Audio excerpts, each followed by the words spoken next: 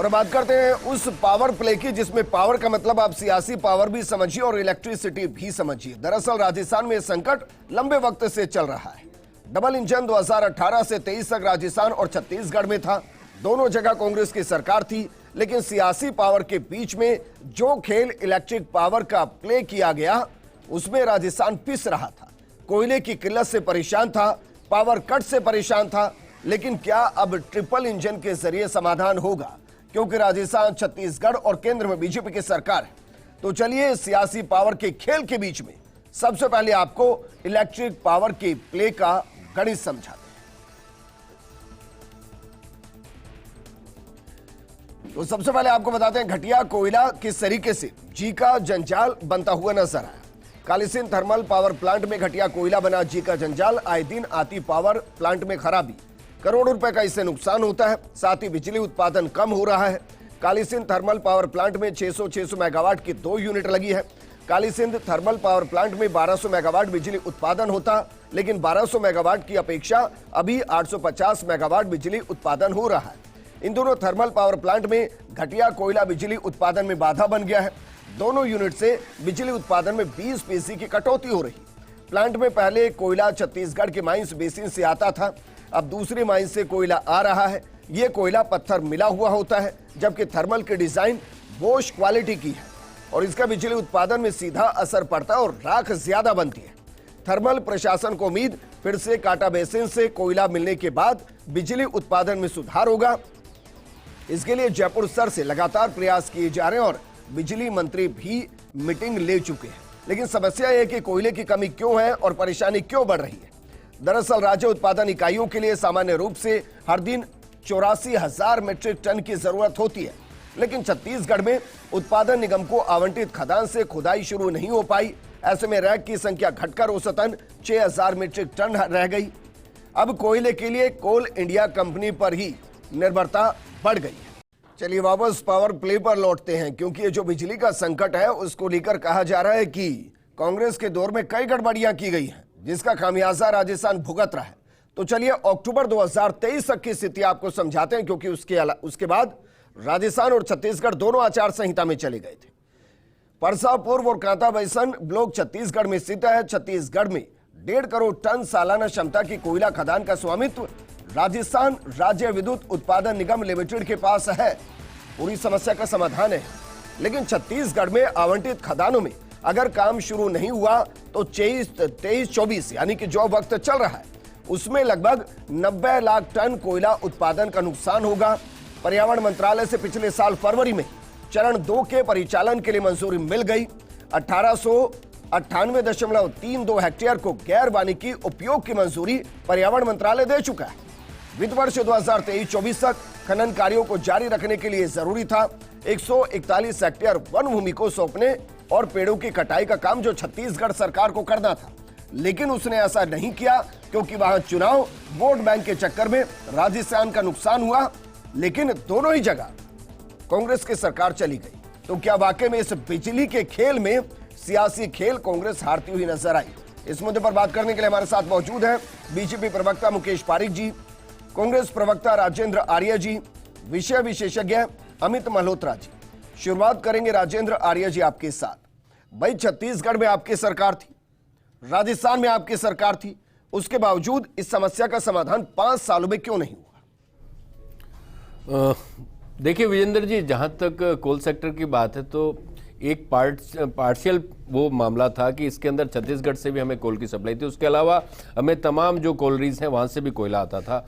और बीच में भी आपने देखा होगा कि जिस तरीके से पिछले 5 सालों में कोयले के दाम बढ़े उसके हिसाब से और कोयले की आपूर्ति जिस तरीके से बाधित हुई, छत्तीसगढ़ में एक माइन चल रही थी और एक नहीं चल रही थी, जिसके पीछे तमाम कारण थे, वहां के एजिटेशंस थे, तमाम थे, केंद्र की मंजूरी पर्यावरण की मिलने के बावजूद भी नहीं हुई, तो वो चीज तो अब आई गई होगी। लेकिन आज यहां पर यह कहना जरूरी है कि अभी आपने जिक्र किया कि मतलब घटिया क्वालिटी का कोयला, तो मैं आपको यहां बताना चाहता हूं कि विदेशों से जो कोयला आ रहा है ना, कोल इंपोर्ट जो विदेशों से हो रहा है वो बहुत ही इंफीरियर क्वालिटी का कोल इंपोर्ट हो रहा है। और उस कोल को इंपोर्ट करने का सिर्फ एक ही आदमी के पास लाइसेंस है।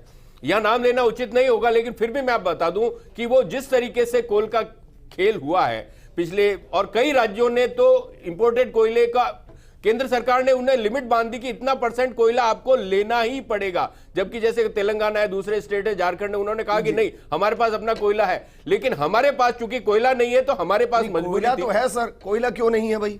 सुनिए ना, छत्तीसगढ़ में 2 माइंस हमारी, मेरी आपकी बात सरकार थी, क्यों नहीं हुआ? अरे तो वो नहीं हुआ तो उसका जवाब तो वहां की सरकार जो थी उस वक्त की, उन्होंने नहीं दी वहां पे परमिशन, तो हम वहां पे जबरदस्ती तो कोल खनन कर नहीं सकते।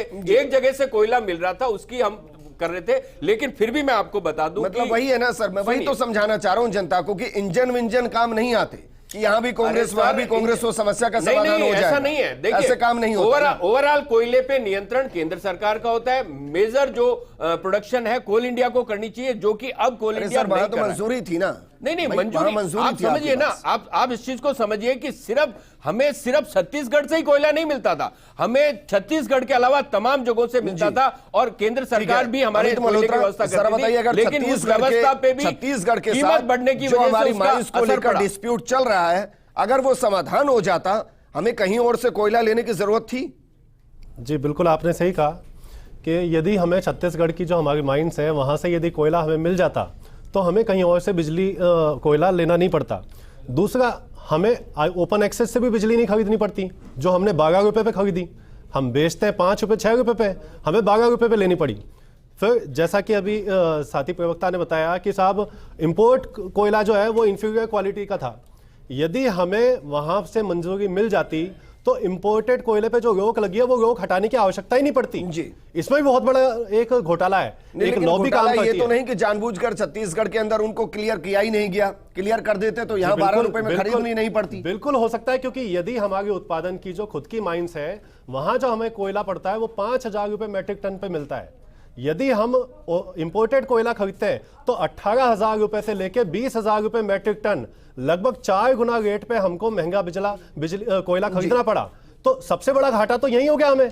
लेकिन मुझे एक और इंटरेस्टिंग चीज लगती है, जरा ही बताइए, जो सरकारी थर्मल प्लांट है जी, उन्हीं में पत्थर क्यों आता है कोयले के साथ? जितने भी प्राइवेट प्लांट चल रहे हैं उनके अंदर एकदम क्लीन और नीट कोयला कैसे पहुंचता है? देखिए ये बिल्कुल सही बात कही कि आज मैं बिल्कुल गैर राजनीतिक रूप से ये बयान देना चाहूंगा, चाहे सरकार कांग्रेस की हो या बीजेपी की हो, इसमें राजनीति नहीं होनी चाहिए। सरकार का काम है जनता को निर्बाध बिजली देना और सस्ती बिजली देना।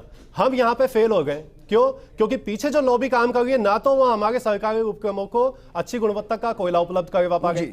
आप बाड़मेर का स्थिति देखिए, हमारे पास सबसे बेहतरीन अधिकारी होंगे बिजली विभाग में, जी होंगे ना, जी, जो अप्रूवल दे रहे होंगे। जी जी, कोयले की जांच भी होती होगी लेने से पहले, उसको जांचा जाता होगा ना, तभी तो अप्रूवल मिलता होगा। नहीं, देखिए मैं आपको बताना चाहूंगा, एक जिला बाड़मेर, वहां पर जिंदल की एक वहां पे प्लांट है प्राइवेट कंपनी का, एक हमारे उत्पादन निगम का है। 2013 के बाद से वो आज 10-11 साल हो गए वो प्लांट बंद पड़ा है। क्यों? लिग्नाइट बेस वहां पे प्लांट है, सल्फर की मात्रा ज्यादा आती है, सल्फर की मात्रा ज्यादा आने की वजह से वहां पर जाम हो जाती है मशीनें, उत्पादन नहीं हो पाता। मुझे तो एक बात, इस बात का ही जवाब चाहिए कि आज यदि हमारे एक ही जिले में 2 प्लांट है, एक प्राइवेट एक सरकारी, ऐसी कौन सी परिस्थिति है कि सरकारी प्लांट को तो हमें कोयला नहीं मिल पा रहा और प्राइवेट वाले को मिल रहा है? जिंदल का प्लांट वहीं चल रहा है, उसी आधार पे, वही लिग्नाइट बेस है, तो उसका प्लांट कैसे चल रहा है और हमारा प्लांट बंद क्यों है? राजेंद्र आर्य जी बताइए जरा, ये तो नहीं कह के हट जाएंगे ना कि भाई हमारी सरकार नहीं, अब हम जवाब नहीं देंगे। एक दिन की परिस्थिति तो है नहीं है।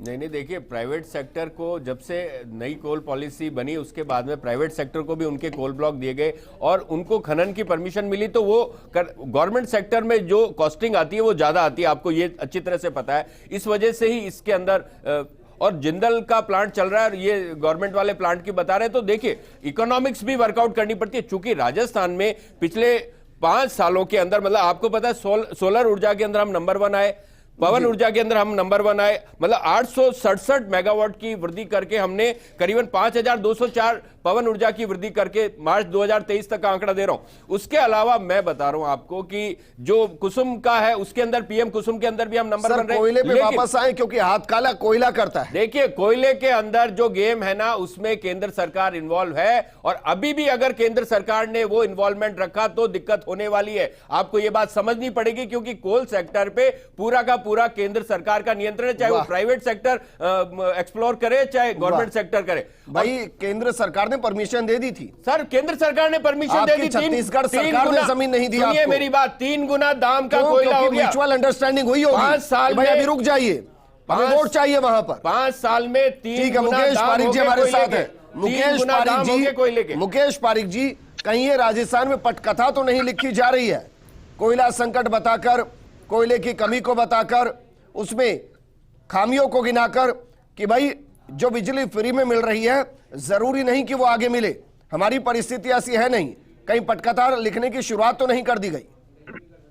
नहीं विजेंद्र जी, कोई पटकथा नहीं है। मैं पहले उस बात पे जानना चाहूंगा कि छत्तीसगढ़ में भी जब कांग्रेस की सरकार थी, आज ये बिल्कुल गलत तथ्य दे रहे हैं कि केंद्र के कारण।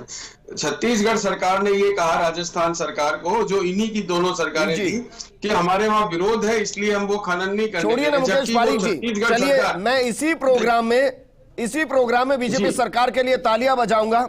आप मुझे टाइम दे दीजिए कि कितने दिन में छत्तीसगढ़ के अंदर जो हमारी 2 माइंस है वहां से खदान शुरू कर देंगे।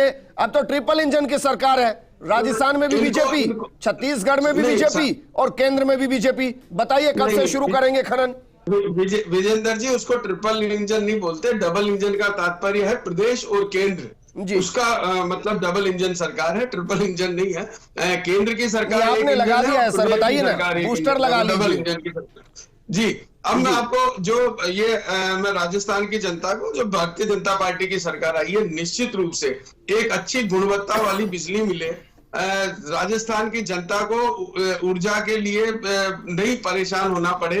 और जो परेशानियां पहले आई है, आपके पास से कुछ है नहीं, आप बिजली दे नहीं सकते और बिजली फ्री की घोषणा करते हैं। सर मैंने बहुत सीधा सवाल किया है भाई, बहुत आसान होता है ये कह देना कि उनकी कमी रही, लेकिन हम तो बैठे हैं भाई सरकार में 6 महीने, साल, 2 महीने, 4 महीने, आपने कितने दिन में सॉल्व कर लेंगे इस समस्या को?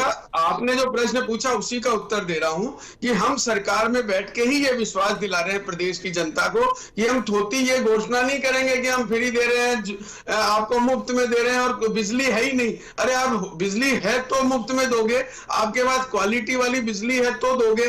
तो हमारा पहला उद्देश्य यही है। बिजली में कौन सी क्वालिटी होती है? बिजली या तो होती है नहीं होती है, बिजली में भी क्वालिटी होती है क्या? निश्चित रूप से क्वालिटी होती है ना।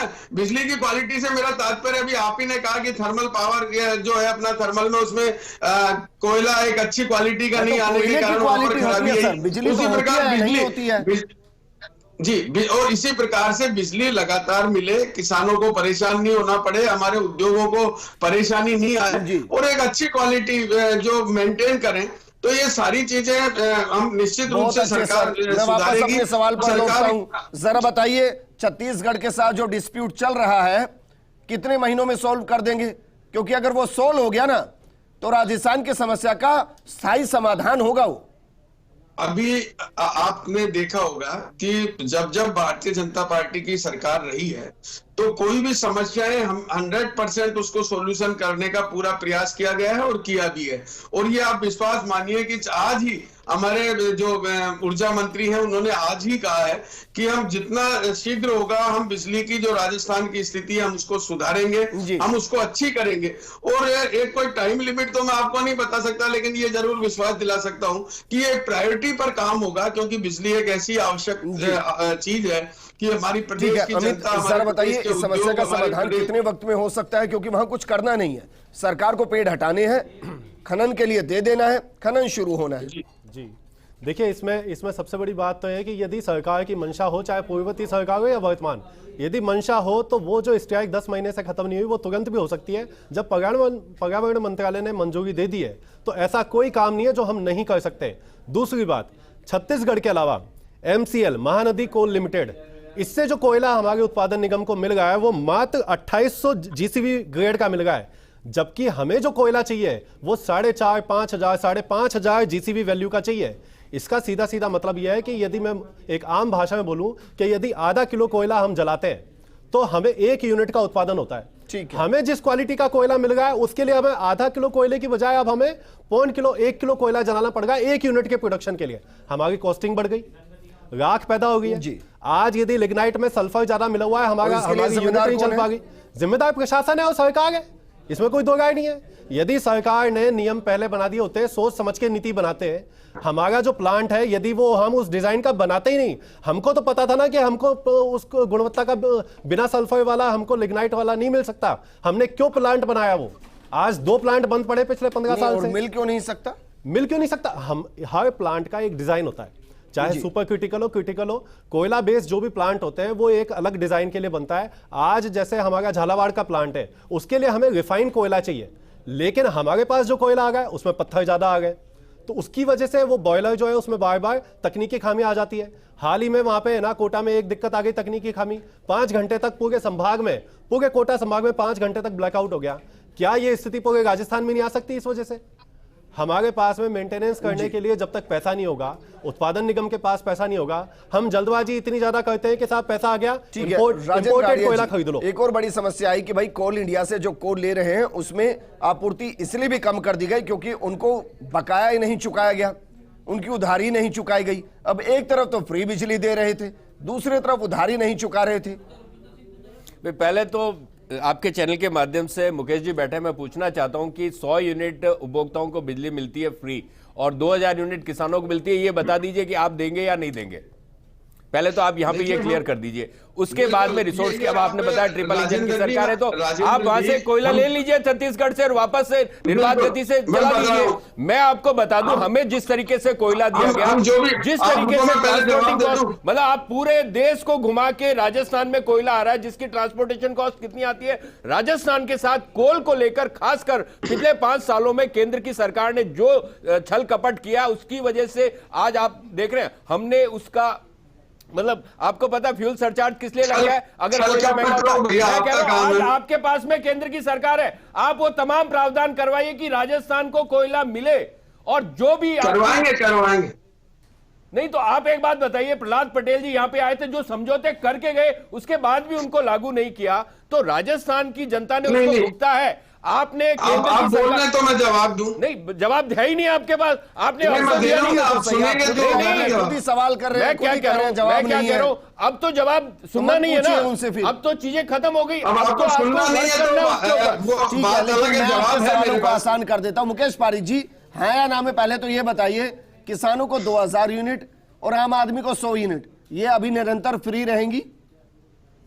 मैं आपको ये इसका जवाब ये है कि हम कांग्रेस की तरह थोती घोषणा नहीं करते कि बिजली है ही नहीं आपके पास और हम फ्री देंगे। अगर बिजली नहीं आपके बिल में भी कट के आता था, हम बिजली सबको मिल रही थी, ये थोती नहीं थी, ये लागू थी घोषणा, ये घोषणा लागू थी, वो उपलब्ध करेंगे और फिर ये घोषणा लागू थी। किसानों को 2000 यूनिट मिलती थी, 100 यूनिट उपभोक्ताओं को मिलती थी, 1 करोड़ से ज्यादा उपभोक्ताओं को 100 यूनिट। लेकिन राजेंद्र आर्य जी, आपको ये मानना पड़ेगा, मैं अकेला ऐसा नहीं हूं, मेरे जैसे राजस्थान के ना जाने कितने हजार लोग थे जिनका एक टाइम फ्रेम के अंदर बिल कई गुना ज्यादा आया, उसमें मैं भी हूं। और उसका जवाब अमित जरा बताइए भाई, ये कैसे हुआ था कि जिनके बिल 800,000 रुपए आ रहे थे उनके बिल 5,000, 7,000, 8,000 पहुंच गए थे? देखिए, मैं आपको सीधे सीधे एक बात बताऊं, हम कितनी भी फ्री की घोषणाएं कर दें, आज लोकतंत्र के माध्यम से जो सरकार बनती है वो सीधे रास्ते से नहीं तो पीछे रास्ते से वसूली हम जनता से ही करते हैं जी। कोयला महंगा खरीदा तो फ्यूल सरचार्ज के नाम से वसूली हम चालू कर देते हैं। आज ऐसी कोई सी चीज नहीं है जिसकी जनता भुगतान नहीं करती हो। आज हम सबको ये सोचना पड़ेगा कि कोयला, ये बताइए, मैं बहुत बेसिक सवाल कर रहा हूं क्योंकि राजस्थान में मुझसे बहुत से लोगों ने किया था कि साहब ऐसा क्या हो गया कि हमारे 4 महीने में जो बिल 600, 800, 1000 आते थे वो 4000, 5000, 7000 तक पहुंच गए। और कमाल की बात यह कि सबकी यूनिट्स बढ़ी थी, ऐसा नहीं है कि बिल बन के आ गए थे। तो क्या जो ये मीटर लगे हुए हैं इनको कहीं से कंट्रोल किया जा सकता है? नहीं, ये तो बिल्कुल गलत बात है। ऐसा कोई मामला अब तक सामने नहीं आया कि इसको कंट्रोल किया जा सकता है। हाँ, ये मैं मानता हूं कि मीटर तेज भाग सकते हैं, लेकिन सभी मीटर तेज है ऐसी कोई बात नहीं है। हमारे उपखंड से लेके और प्रबंध निर्देशक सिर्फ एक टाइम फ्रेम के अंदर वो तेज भाग सकते हैं? जी नहीं, ऐसा नहीं हो सकता। यदि मीटर खराब है तो मीटर खराब है, उसको बदला जाएगा, उसकी समय सीमा। चलिए कोई बात नहीं, मैं वापस मुद्दे पर लौटता हूं। लेकिन मुकेश पारिक जी, ये बताइए, ये भी कहा गया है कि भाई समीक्षा करेंगे, जो घोटाले हुए हैं, जो अनियमितताएं रही हैं उनको जांचेंगे। मैंने बीते 12 साल में ऐसे बहुत से बयान सुने और खुशी होती है कि भाई जनता का पैसा अगर कहीं लूटा है तो लूटने वाले को सलाखों में डाला जाए, लेकिन मैंने देखा नहीं है कि ऐसा कुछ होता हो। निश्चित रूप से अब की बार आप देखेंगे भी, और आपने जो सुना है वैसा ही होगा। हमने भ्रष्टाचार के जो कांग्रेस सरकार ने जो 5 साल में कीर्तिमान स्थापित किए थे, हमने उन सबको उजागर किया। और इतना ही नहीं, उसका प्रमाण भी मिला कि सरकारी भवनों में पैसा भी मिला। वो आप समझ सकते हैं कि नकदी और सोना अगर सरकारी भवन में मिलता है तो किसका होता है। तो ये सारी चीजें ऐसा ही ऊर्जा विभाग में हुआ है। तो चाहे वो जल का हो, जल जीवन मिशन हो, और चाहे बिजली का विभाग हो, अगर किसी में भी जहां पर भी अनियमितताएं और भ्रष्टाचार हुआ है उसकी निश्चित रूप से जांच भी होगी। और मैंने जैसा आपको पहले कहा कि जनता को बिजली अच्छी मिले, चलिए और बिजली मुकेश जी, क्योंकि मुझे प्रोग्राम को क्लोज करना है, मैं आपसे समाधान चाहता हूं। एक बार के लिए मान लिया जाए कि छत्तीसगढ़ से अभी हाल फिलहाल संभावना ना बने, तो क्या कोल इंडिया का जो बकाया वो देगी सरकार? क्या एक अच्छा कोयला मिलेगा? क्या एक शुद्ध कोयला मिलेगा? क्या उस रूट जिसके जरिए हमारा ट्रांसपोर्टेशन चार्ज बढ़ जाता है, उस रूट को सही किया जाएगा ताकि भविष्य में जेब से पैसा ना जाए?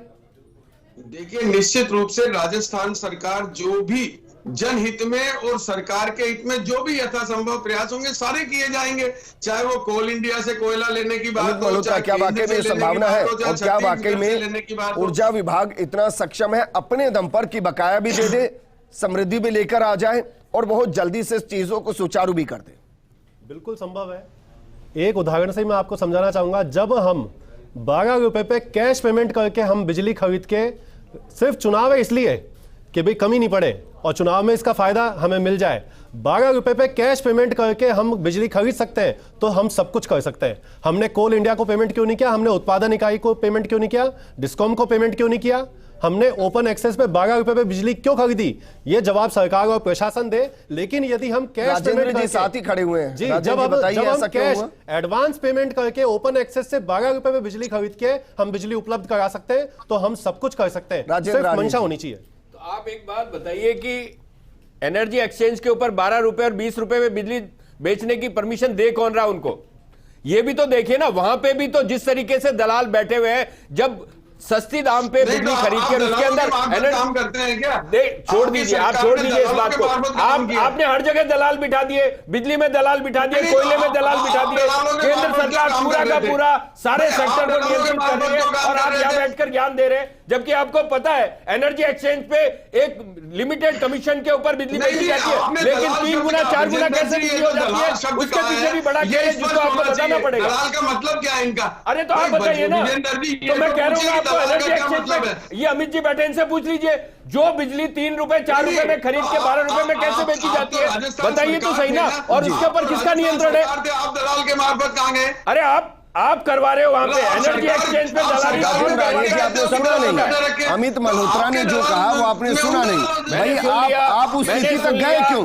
आप गए क्यों उस स्थिति तक? आप छत्तीसगढ़ से सोल्यूशन लेते, आप कोल इंडिया को पेमेंट करते, आप बाकियों को पेमेंट करते, वहां से आप पूर्ति लेते। अमित, क्या वाकई में इतनी मजबूरी थी कि हम बाकियों से उस स्थिति में ही नहीं कि वहां से कुछ ले पाते और इसलिए हम प्राइवेट एक्सचेंज की तरफ भागे?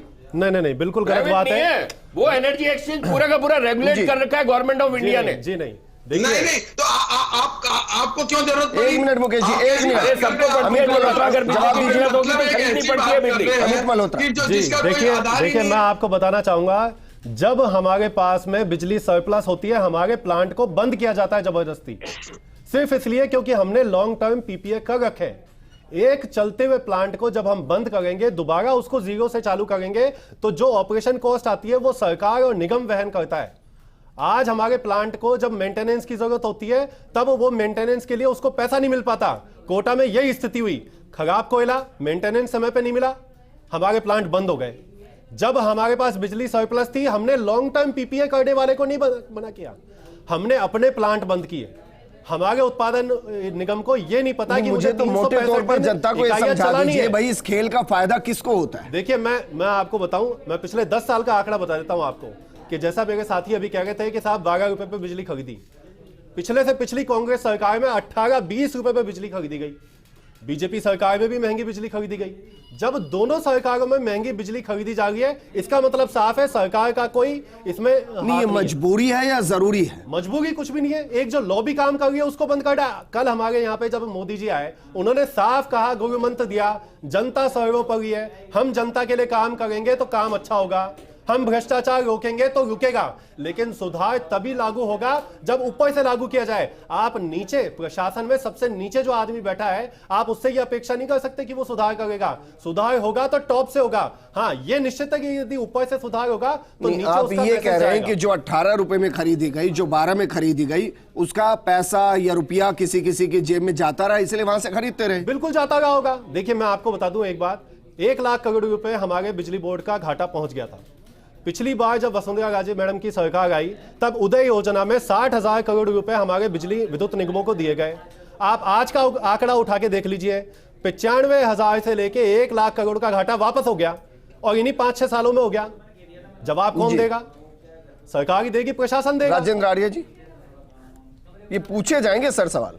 डेफिनेटली पूछने भी चाहिए। मैं तो कह रहा हूं ना कि अब तो चूंकि सरकार बदल चुकी है, अब तो आप अपना कोई रोड मैप दिखाइए ना।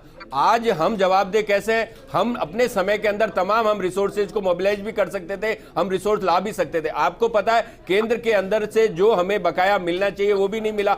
आज यहां पर तो सब जगह, वहां पे भी बीजेपी की सरकार है, यहां पे भी बीजेपी की सरकार है। आप कीजिए ना, हम तो आपके हर फैसले का स्वागत करेंगे। लेकिन आप जो राजस्थान की जो जनता को, कमाल है राजेंद्र जी, और किसानों को जो कांग्रेस नहीं कर पाई, वो सुविधाएं मिलती रहनी जो कांग्रेस नहीं कर पाई, आप कह रहे हैं कि बीजेपी वो करे। आप चाहे किसी भी तरीके से ठीक है, व्यवस्था को मैनेज कीजिए। ठीक है, कम से कम राजेंद्र आर्य जी आपने माना तो सही कि भाई कांग्रेस समस्या का समाधान नहीं कर पाई।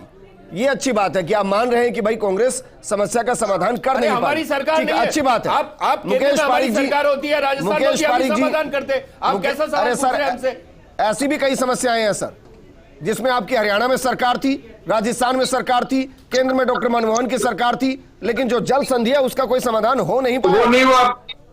ऐसा मत कहिए कि केंद्र में आपकी सरकार थी तो सारी जगह राम राज्य की स्थापना हो गई थी। मुकेश पारीक जी, एक लाइन में जवाब दीजिए, जो समस्याएं आप बता रहे हैं उनके समाधान पर कब से काम शुरू होगा और कब तक उस समाधान को ढूंढ लिया जाएगा? उस पे काम शुरू हो गया है और आज ही से काम शुरू हो गया है, ये आप विश्वास रखें। और जितना जल्दी संभव होगा, देखिए सरकार ने जो नीति बनाई है, सरकार ने जो कार्यक्रम तय किया है, उस तय सीमा के अंदर सारा काम होगा। और जितना जल्दी, मतलब सरकार ने जो पुरानी जितनी भी खामियां जो पाई जाएंगी या जो भी कमियां रही है, उन सबको दुरुस्त करने का काम प्रारंभ कर दिया गया है। और आप ये मान के चले कि आने वाला समय इन चीजों से राजस्थान की सरकार को आने वाला कौन सा समय समृद्ध करेगा? 2023-24, 24-25, 25-26 या 27-28, कौन सा समय? ये आपको ये समझना होगा कि ये कोई भी चीज की कोई तारीख या समय तो आप, ये तो मंत्री जी या वो आपको बता सकते हैं, लेकिन मैं ये आपको जरूर बता सकता हूं। चलिए ठीक है, शुक्रिया हमारे साथ जुड़ने के लिए। अमित जी आपका भी शुक्रिया, राजेंद्र जी आपका भी शुक्रिया। दरअसल ये पावर गेम है, सियासी पावर गेम है, जिसमें इलेक्ट्रिक पावर प्ले किया जाता है और उसमें जनता के घरों में कई बार ब्लैकआउट आता है। नमस्कार।